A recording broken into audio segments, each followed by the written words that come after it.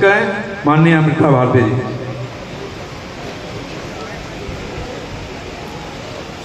साथियों,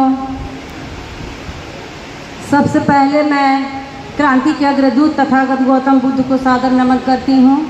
साथ ही राष्ट्रपिता ज्योतिबा फूले को सादर नमन करते हुए मूल निवासी बहुजनों के मसीहा डॉक्टर बाबा साहब भीमराव अंबेडकर के चरणों में श्रद्धा सुमन अर्पित करते हुए बहुजन नायक मान्यवर कांसीराम साहब को सादर नमन करती हूँ और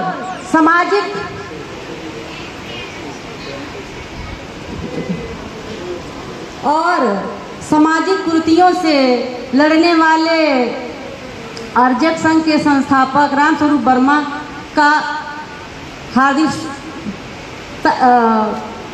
उनका भी आज श्रद्धांजलि नहीं है, जन्मदिन है। जन्मदिन के अवसर पे आप लोग को शुभकामनाएं। साथियों,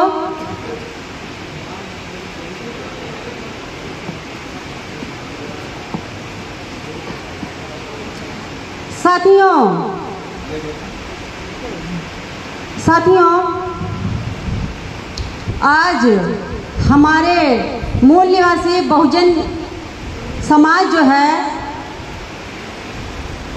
मूल निवासी बहुजन समाज बहुत ही विषम परिस्थितियों से गुजर रहा है, जिसके सामने लाखों की समस्याएं खड़ी हैं। यदि हमारा मूल निवासी एक समस्या के पीछे लगा रहे, एक समस्या का समाधान करे, मर जाएगा, मिट जाएगा, किसी भी समस्या का समाधान नहीं हो सकता है।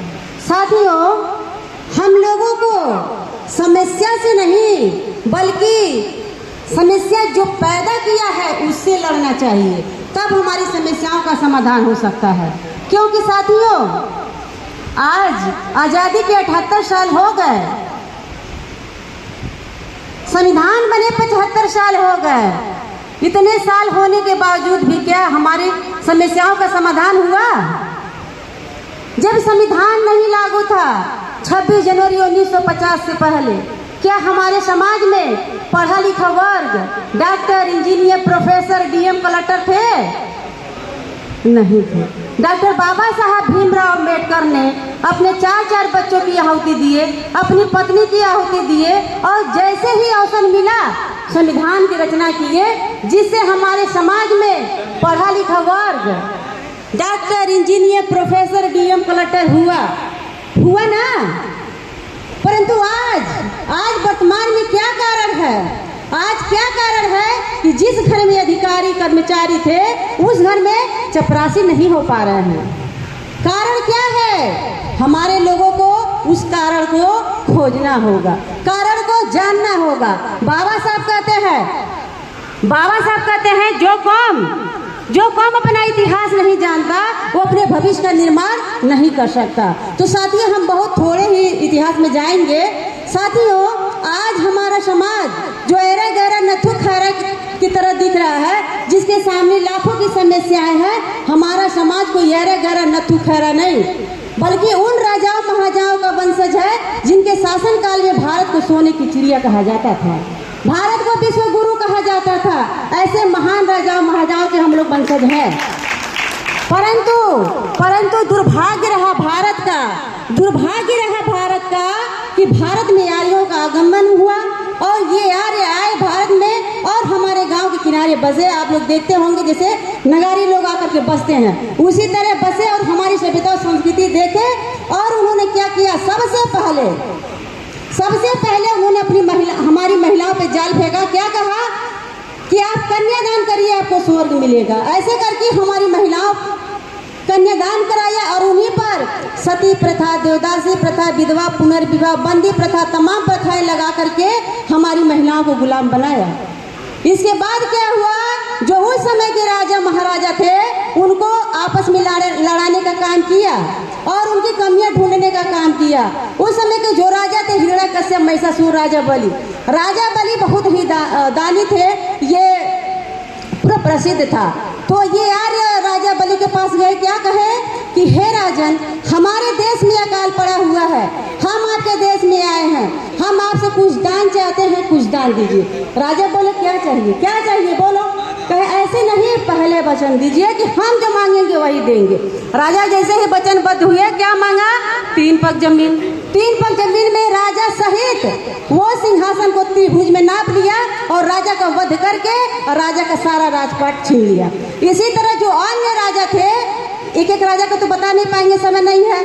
इसी तरह जो अन्य राजा थे उनका भी मर्डर किए और उनकी राजशाही शासन सत्ता छीने और कब्जा किए। इसके बाद उन्होंने क्या किया? बड़े व्यवस्था का निर्माण किया। बड़े व्यवस्था से भी जी नहीं भरा तो जाति व्यवस्था का निर्माण करके हमारे समाज, हमारा जो बहुजन समाज है, उसको 6743 जाति में बांट दिया। इससे भी जी नहीं भरा तो मनुस्मृति लागू किया।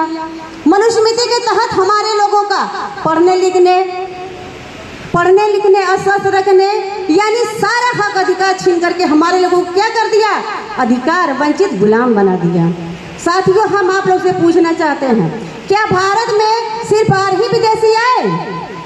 भारत में अन्य विदेशी भी आए। जैसे 326 ईसा पूर्व में सिकंदर आया, यूनान का शासक चला गया। 712 में मोहम्मद बिन कासिम आया, चला गया। 1025 में महमूद गजनवी मुस्लिम मुगल आए, लेकिन कोई नियम कानून नहीं बनाए।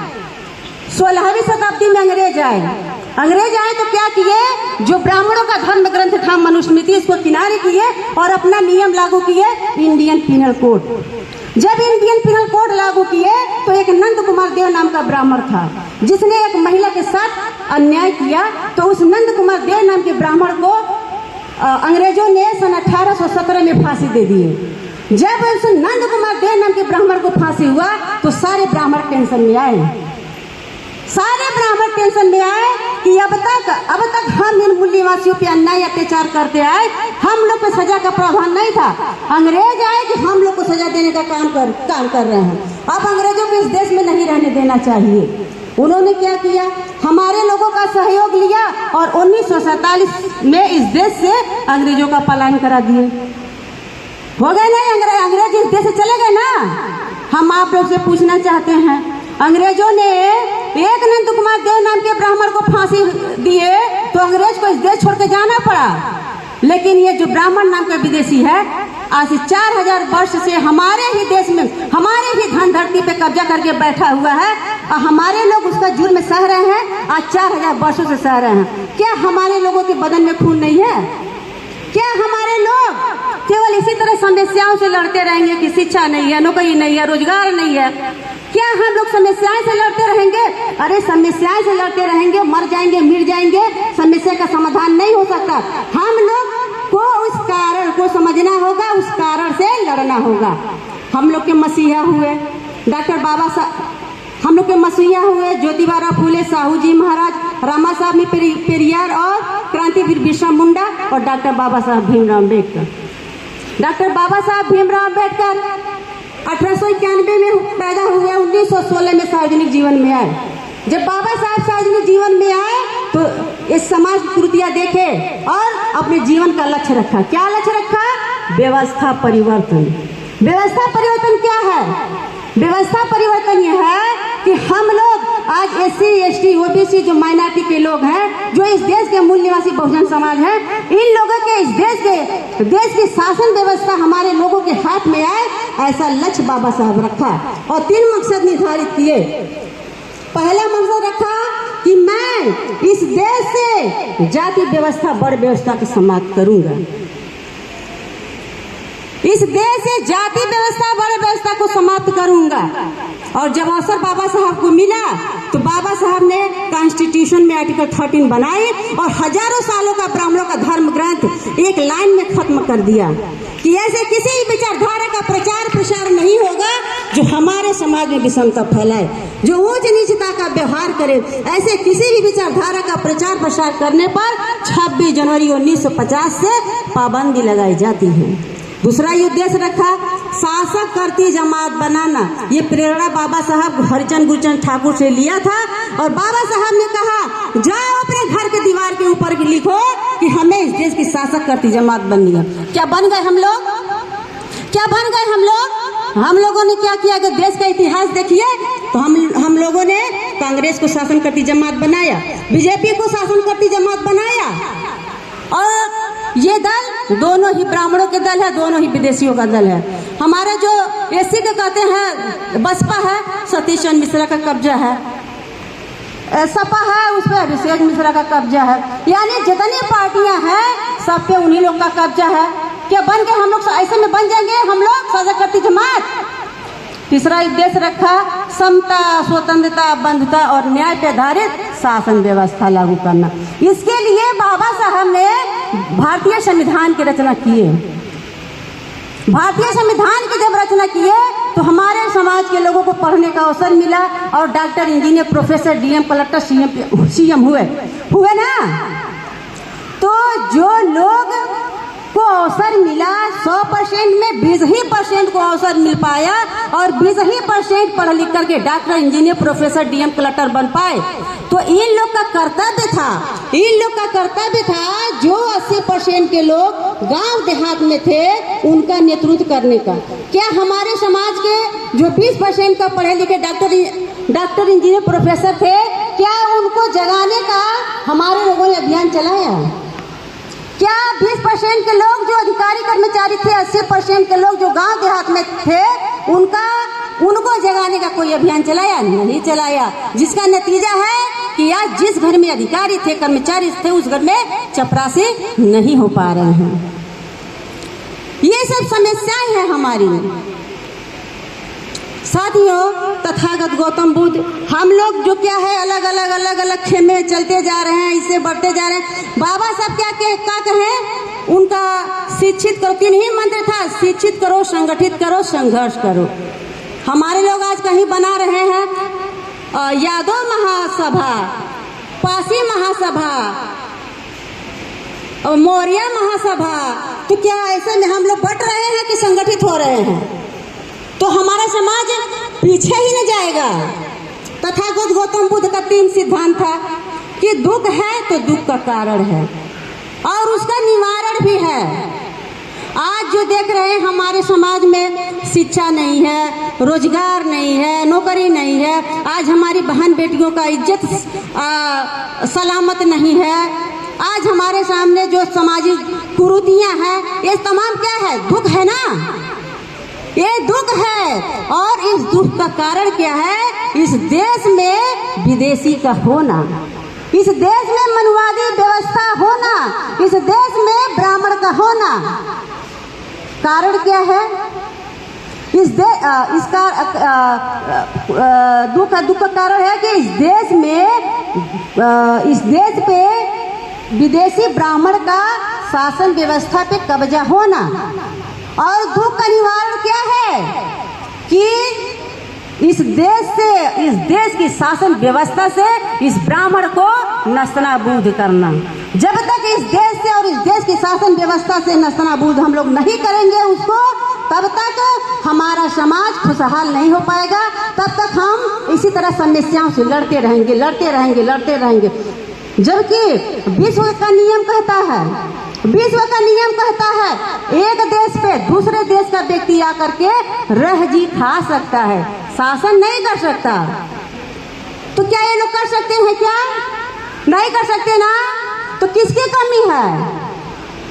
हमारे लोगों की ही कमी है ना। हमारे ही लोग तो क्या, उनकी 3.5% उनकी आबादी है, वो तो गांव को ग्राम प्रधान भी नहीं चुन सकता। हमारे लोग ही हैं कि उनका साथ सहयोग कर रहे हैं। समाधान के लिए मान्यवर साहब बताए कि बैलेट और बुलेट। तो बैलेट की जगह आज देख ही रहे हैं कि बैलेट की जगह ईवीएम ला दिया है। जब तक ईवीएम नहीं हटेगा बैलेट का हम लोग मनचाहा अपना प्रतिनिधि जो मूल निवासी है उनको नहीं चुन पा रहे हैं। अब बुलेट क्या है? शासन व्यवस्था उसकी है जहाँ भी हमारे लोग अगर चाहेंगे तुरंत जेल में बंद कर देंगे वो लोग। तीसरा पर्याय बचा है जन आंदोलन बचा है। तीसरा पर्याय हम लोग को आजाद होने का, हम लोग को सारे समस्याओं से निजात के लिए बस एक समाधान बचा है, जन आंदोलन। और जन आंदोलन की तैयारी में आप लोग जान रहे हैं जो बानसेब के राष्ट्रीय अध्यक्ष हैं वामन मिश्रान साहब, वो चला रहे हैं जन आंदोलन की तैयारी हो रहा है। यदि हमारा समाज साथ दिया, जितना जल्दी हम लोग जन आंदोलन करेंगे, हमारे लोग गांव के सड़कों पर हमार बस गाड़ी सारा चीज बंद करना शुरू कर देंगे। जैसे इन्होंने कहा अंग्रेज विदेशी है, अंग्रेज विदेशी है, उसी तरह हम लोग कहेंगे कि ब्राह्मण विदेशी है, ब्राह्मण विदेशी है, ब्राह्मण भारत छोड़ो। तब हमारी आजादी होगी, तब हमारी समस्याओं का समाधान होगा। साथियों, आप लोग जानते हैं कि डॉक्टर बाबा साहब भीमराव अंबेडकर 25 दिसंबर 1927 में मनुस्मृति को जलाया था। तभी से ये मनुवादी लोग निश्चय कर लिए हैं कि हम लोग संविधान को 25 दिसंबर 2027 में हटाएंगे। तो आज संविधान रहते हुए आज हमारे समाज को नाना प्रकार की समस्याओं का समाधान करना पड़ रहा है। यदि जिस दिन संविधान नहीं होगा, उस दिन हमारे लोगों के साथ क्या होगा? उस दिन हम